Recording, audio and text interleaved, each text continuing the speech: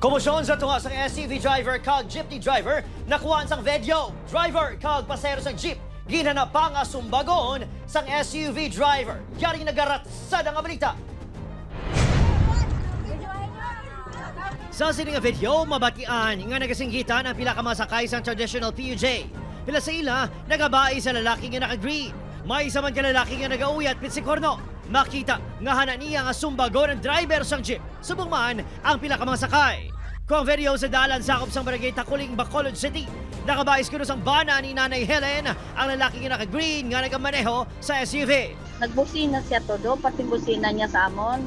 Sige pahigad na yung banaw ng sakyan. Pagdulog sa ulo na mo, kikuha niyang seatbelt. Pag nagkuha sang bitsokornot, Nag-video na lang kuno sila agud makita ang nawong sa lalaki nga nag-atake sa ila. May naglabay man kuno nga patrol sa pulis apang kasubong nga wala sa aksyon kag ginpabayaan nga maglakat ang naka-green. nagdulog, nagbalik sa amon, nang mangkot kung may nasakitan, siling namon wala. Kaya wala man guro sang nasaktan. Siling ko, sir, nga aging palakat mo sa sir, kanadakpan mo man sa... Ginibisigaran na sa kapulisan ng insidente. Kung makonsidered mo ni isang road rage sabi, iti isang aton nga pag-review, daw may altercation between sa isa ka persona, no?